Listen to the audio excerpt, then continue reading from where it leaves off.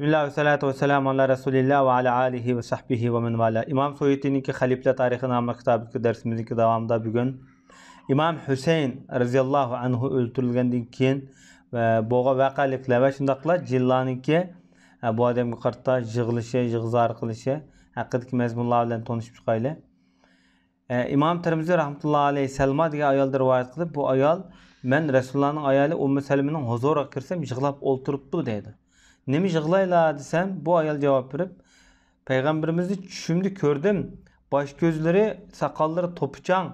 Dedim ya Resulullah, nima bo'ldi sizlarga desem, Hüseyin'ninki hozir tig'i o'limiga qatnashib, o'ltirilgan voqealarga qatnashib keldim deb shundoq degan dedi.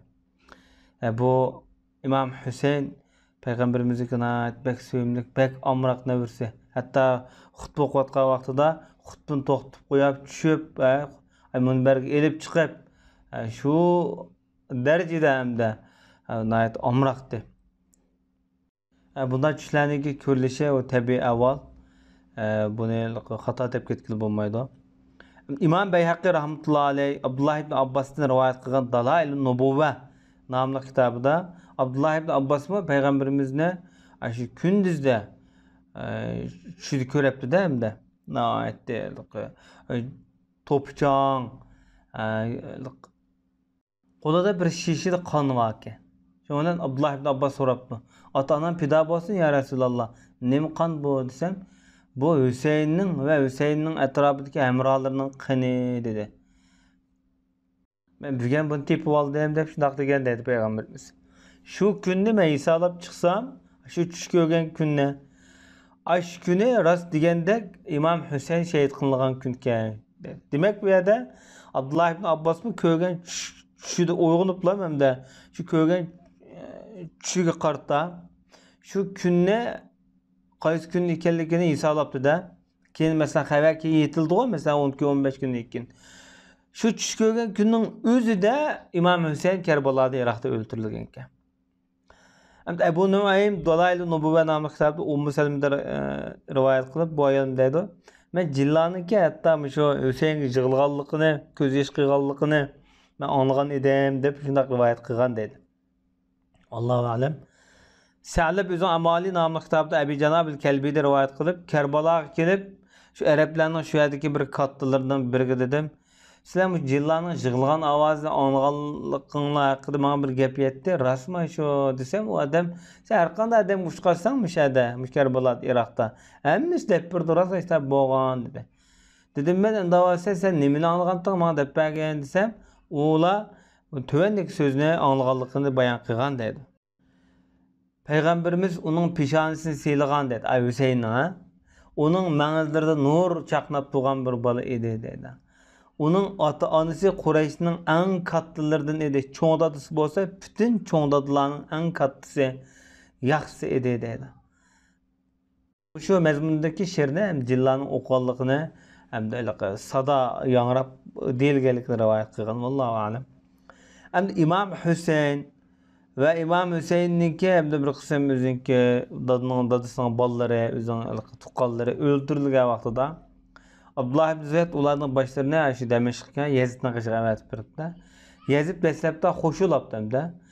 Keyin hem de Müslümanların bunun karta üçmelik gelgendiğinden püşeyman qıptı. Şuna olan bu kişiler bunun üç görüşük başlayan. Kişilerin bunun üç görüşü nayet hakkı dedi. Demiş ki Peygamberimizden bir nevirsine öldürgeldik tüpeyildi. İmam Ebu Ya'la özün Musned namlı kitabında Ebu Ubeyde rivayet kılgan ama seneti acizrak bo'lgan bir rivayette mundaq depti. Peygamberimiz bu hadiste mening ümmetimniki işi davamlıq adalet bilen yürüşüdü. Bu adaletli tuncu qıtım Beni Umeyyad'ın Yezid isimli birisi buzudu deb shunaq degan dedi. Bu rivayet zayıf, bu Yezid to'g'riliq kelgan rivayetler köpüncüsü asasen zayıf rivayetler, aciz rivayetler.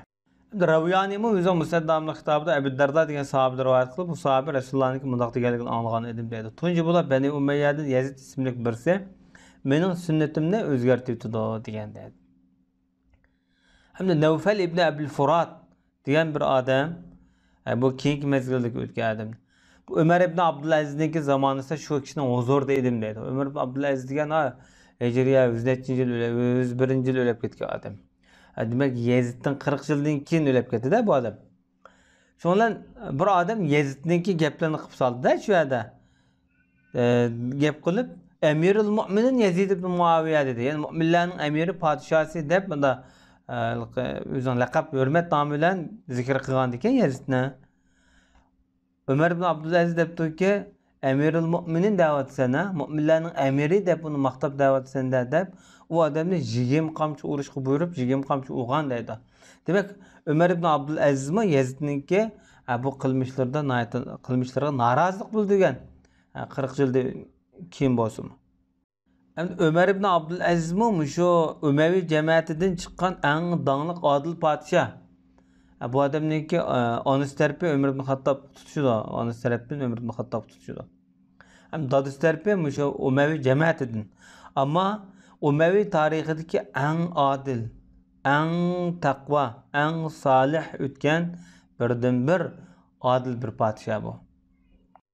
Endi Yazid Hüseyinni o'ltirgandan keyin bo'lgan voqealiklar yuqorqidek, undan boshqa yana nima voqealar bo'ldi endi siyosiy jihatdan. Bu qarab chiqaylik. Endi Yazidga Madinaliklar qarshi chiqdi endi Hüseyinni o'ltirgandan keyin. Ham Hurra voqeasi bo'ldi. Hurra voqeasi degan shu Madinaniki sharq tarafida Hurra deydigan bir mal var. Yoki Harra deb bir mal var. Hozir shu podshoh Abdülaziz yo'li bu shu. Şu məldə şu Dəməşqdən gələn Yazidniki qoşunları Mədinəni bastırıb tuncu qıtım Mədinəni siyasi inqilabını bastırgan və nurgun sahabeler, nurgun yaxşı niyetli kişiler, salihlar, abidlar öldürülgən bir yerdə Mədinədə. Şu bir yani şu Harra vaqası dedi. Əsli bu Harra vaqasınınki ən orni hazır bu şey Padişah Abdülaziz koçusunda bir Sari deydigan bir ko'cha var. Yani Sariya ko'chasi deydigan. Shu ko'chadan o'tgandan keyin bir quduq var shu yerda, suv taqtidigan Madinada. Bir paravan, xayr saxovat quduq var. Madinadagi ko'p aholi shu yerdan pokiz ichimlik suv, shu suvni akilib ichidi. Shu suv va bir bog' var. Shu bog'ning yanında azroq bir qalduq bir toshliq var. Bir tog'ning qalduqi. Mana birdan bir qolib qolgan o'rin shu voqea bo'lgan joydan. Vaqa qandaq yuz bergan shuni bilib chiqaylik. Hijriya 63 yil bo'lgan vaqtida Madina ahlining Yazidga qarshi chiqqanligini, hatto Yazidni shu bay'atdan tushirib, buni xalifalikdan g'oli tushirib etganligi Yazidga yetdi-da. Shuningla Yazid ularni shu urush qilishga zo'r qo'shin avatdi. Suriyaning hozirgi Damashqdan. Endi Madinani bir taraf qilib bo'lgandan keyin ondan Makkaga berib Abdullah ibn Zubayr bilan urush qilishga bu odam buyurdi. Ular keldi deganda, demak bu Harra voqeasi shu Tayyibaning ishki, ya'ni shu Madinaga kiradigan cho'ng darvozaninki oldida bo'lgan cho'ng ishkining bo'yida, ya'ni Madina shahrining og'zida bo'lgan bu yerda. Endi Harra voqeasining nimaligini bilamsizlar deydi Jaloliddin Suyuti savol so'rab. Buni Hasan bir qitim bayon qilib bundoq deydi. Hasanul Basri bo'lsa kerak. Azbiray Xudo ondan hech bir adam qutulib qolgan emas buning ziynidan. Ondan nurg'un sahobalar va ulardan boshqa nurg'un kishilar o'ldirilgan, Madina bulang-talangga uchirgan. Hatto o vaqtda 1000 qizvolniki shu numusiga tegilgan debdi. Inna lillahi va inna ilayhi rajiun. Bu numusiga tegilgan degan gaplar bu yolg'on gaplar, bu 1000 deb sonliq bilan akaga yere. Ama bunu Şialar tarafından müstahbilik köptürüp rivayet kılınan mezmunlar var bu cihette. Ama lekin Medine'nin şu vaqtda bulantalaq uçurğunu, onun da başka Medine'deki çoğun kat sahabelarının öldürülgeni buna ait rast haberler. Lekin Şialarning rivoyatlaridek nayetde bek neçimin adamning öldürülgenligi o yalg'on rivoyat. Peygamber Aleyhisselatü Vesselam özünki bir hadiside kim Medine ailesini korkutup onlarga ait ürkütüdüken Allah onu korkutudu. Undaq adamga Allah'ның periştelerinin bütkül halayıqның laneti bolsun degan Peygamberimiz. Bu Medine ahliniki başqacha bir faziletleri bunu İmam Müslim rivayet qilgan. Hem de Jaloliddin Suyuti bu hadisni akilish orqali Yazidga va Yazidniki shu qo'shuniga bu odam la'nat o'qiyotdi bu yerda. Madinliklar Yazidni nemishqa xilofatni tushirayotgan, bayatni buzgan deganda Yazid gunoh ma'siyatda haddidan oshgan. İmam Vaqidi rahmetullohi alayhi bir necha tarafdan bayon qilib, Abdullah ibn Hanzalatul Ghasil degan bir kishi shundaqda bir rivoyat qilgan deydi. Biz Yazidga bekor qarshi chiqmadik deydi. Biz osmondan bizga toshlar yog'dirilib ketaymi deb ensirdik biz. Nimishqa deganda bir odam ummahatul avlodni, hatto qizlarini, hamshiralarini shu birga bo'lgan avvallar batı dedi. Bu hem de çeklengen işler. Ummahatul avlad yani ballarının anısıga mesela kul dedekler kartılgan hem de. Bunun ayrı bir fıkhida hükümleri var.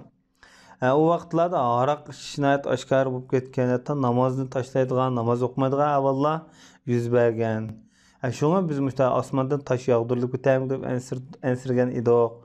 Deb hem Yazidninki zamanında bir xil eyiplevatdı bunu da. İmam Zahabi rahmetullahi aleyh şundaq deydi. Yazid Medine ahliga shundoq yomon oqibatlarni elib keldi. Bundan boshqa varaq ichdi, yomon ishlarni qiladi. Shuning uchun bu kishilarga bundoq avvallar ig'ir kelib, uning nurg'un odam qarshi chiqqan deydi. Alloh uningga umriga barakat bermagan. Demak, Yazid uzun umr ko'rmagan. Dadasi 60-yilda o'lib ketib, Muaviya radhiyallohu anhu. Bu dadasining duosi ijobat bo'lib qoldimi? Vallohu alam. Bu 63. yıl, 64. yıl oralıqda yani 3 yıl, 3,5 yıl etrafında hakimiyet sürüplam, yaşlam dünyadan ketip ölüp ketken.